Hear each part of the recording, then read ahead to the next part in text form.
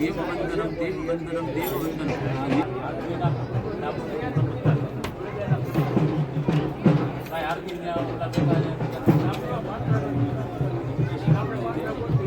चरण कमल युग्मे पंकजे पूजयित्वा कनक शीर्ष विनिहित हर पुष्पांजलि से हृदय कमल मध्ये देव हर्षं तनोतु नाना सुगंधि पुष्पाणि यथा कालं भवानि च पुष्पांजलि नियादितं ग्रहणार्थं परमेश्वर अवैतविताभ्य नमः चरण कमले मंत्र पुष्पांजलि समर्पयामि।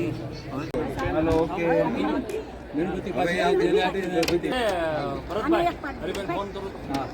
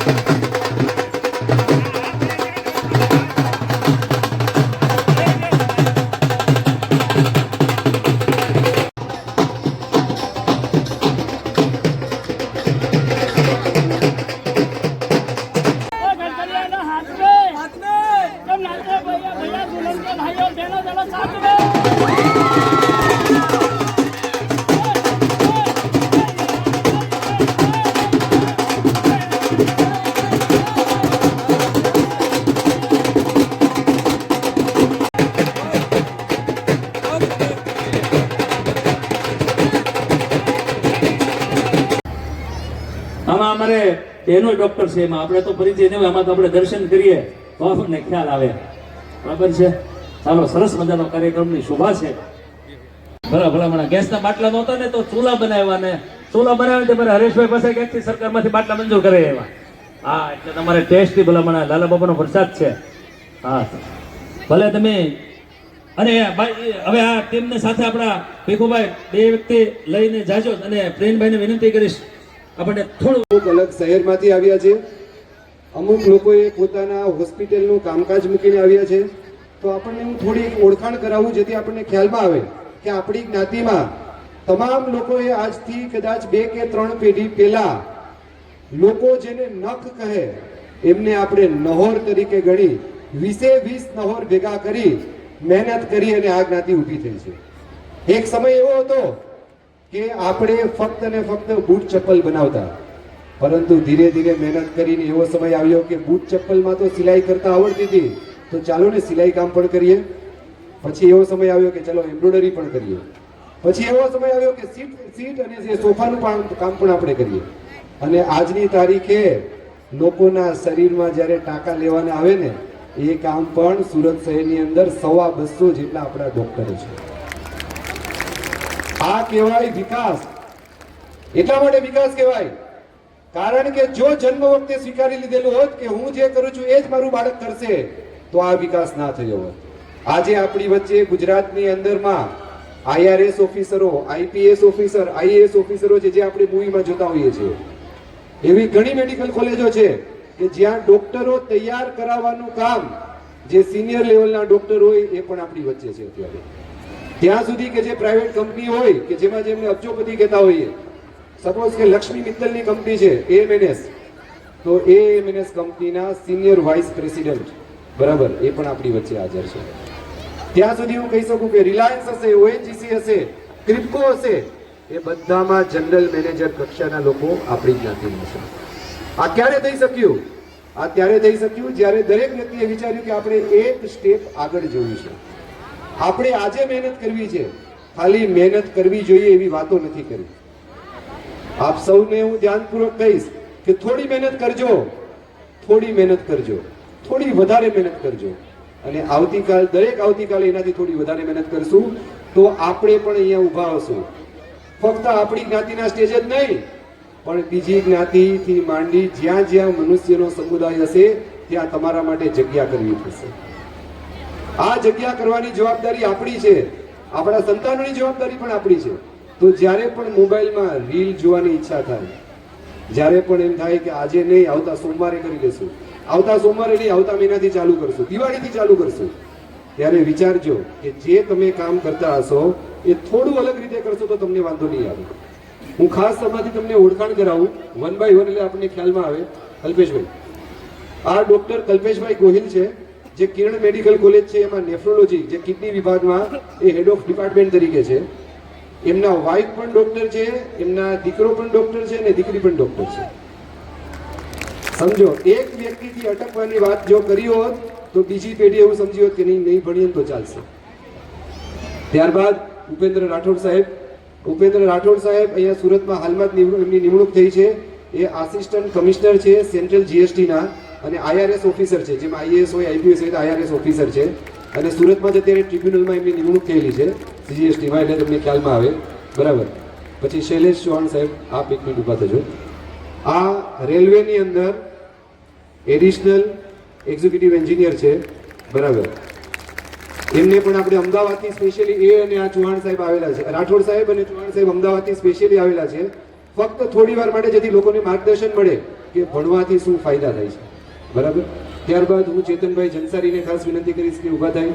ચેતનભાઈ જનસારી AMNS કંપની જે લક્ષ્મી મિત્તલની કંપની છે એમના સિનિયર વાઇસ પ્રેસિડેન્ટ છે હજીરામાં બરાબર. Thank you Chetanbhai. મહેશભાઈ રાઠોડ છે એ ડોક્ટર છે બરાબર, કડોદરામાં પ્રેક્ટિસ કરે છે. હિતેશભાઈ ચૌહાણ છે એ પણ ડોક્ટર છે, સ્કિનની પ્રેક્ટિસ કરે છે. પછી સુભાષભાઈ ગોહિલ છે એ મ્યુનિસિપલ કોર્પોરેશનની અંદર એમણે ડેપ્યુટી એન્જિનિયર તરીકે બહુ વર્ષો સુધી સેવા કરી. જે આ બે નવલોહિયા છોકરાઓ છે આગળાઓ, આ બે છોકરાઓએ કદાચ તમારા પેરેન્ટ્સમાં કોઈ ડોક્ટર છે નથી, પણ બંને છોકરાઓએ હાલમાં જ MBBS તરીકે તૈયાર થયા છે. અને હવે એમની જવાબદારી બનશે કે એમની આગળના એમના સગાવાલાઓ બધાને ભણવા માટેનું માર્ગદર્શન આપે અને ડોક્ટર તરીકે થાય. અચ્છા, બીજી ટીમ બાકી છે તો હોય તો બોલાવો, અમને મજા આવશે બધાને. પ્રયાસ કરીએ આપણે, બસ બીજું કાંઈ નથી કરવું આપણે. હું સમજું છું ને હું જાણું છું કે આ દુનિયામાં કોઈ વ્યક્તિના જીવનને બદલાવી શકે નહીં, કોઈ વ્યક્તિને સુધારી શકે નહીં, અને કોઈ વ્યક્તિને સમજાવી શકે નહીં. બેન સુધરવું હોય તો યાર આ સુધરવાનો સાચો સિદ્ધાંત છે ને એ અંદરથી આવે છે. વાત સમજાવવા આવ્યો છું. મારા દાદા મને શીખવાડતા, બા તમારી જેવડી ઉંમરના હતા, બે ધામ થઈ ગયા, પણ એ મને શીખવાડતા બેટા કોઈ જગ્યાએ જા ને તો અત્તરીઓ થઈને જાજે. તમે તો અત્તરિયાને જોયા હશે, આ લોકોએ નહીં જોયા હોય. મારા દાદા મને કહેતા તમારા જીવન ઉપર તમારે કેટલો સમય સુગંધ રહ્યો, પણ આ મનને મોટું કરી સમજવા માટે પ્રોગ્રામ છે. બોલો હા કે ના? અને એટલા માટે મારી વાતો કરતા વધારે તમે એ વાતોને જીવનમાં અપનાવવા ઉપર કામ કરજો. આજે પૂજ્ય લાલ બાપાના 85મા જીવનની આ પુણ્યતિથિમાં તમે બધા ભેગા થયા હોય, બાપા રાજી ક્યારે થાય? તમે ભેગા થયા તો રાજી થાય જ, કેમ કે ભેગા થવું એ શરૂઆત છે. ભેગા રહેવું સફળતાની નિશાની છે. પણ ભેગા રહીને કોઈ 5 મહિનાનું સારું કામ થાય ને તો પૂજ્ય બાપાની અમર ચેતના જેની તમારા બધા માટે રાજીપો વ્યક્ત કરે સાહેબ. કેમ કે ચેતનાઓ ત્યારે જ રાજી થાય જ્યારે અંદર માટે કોઈના માટે કામ જાગે, કોઈના માટે વિશ્વાસ જાગે. આ તમારે ત્યાં બધી આ બહેનો બધી બેઠી હોય એમાંથી કોઈ એક ભેણા વગર જેને મોટી કંપની ગીરી છે ને એ ભેણા બહુ એને રાખતા નથી ભાષા માટે. એજ્યુકેશન સૌથી જરૂરી. 4 શરતથી પ્રોગ્રામ ચલાવવો છે. સૌથી પહેલી સૌથી મહત્વની શરત છે આ વન વે કમ્યુનિકેશન નથી, આ ટુ વે કમ્યુનિકેશન છે.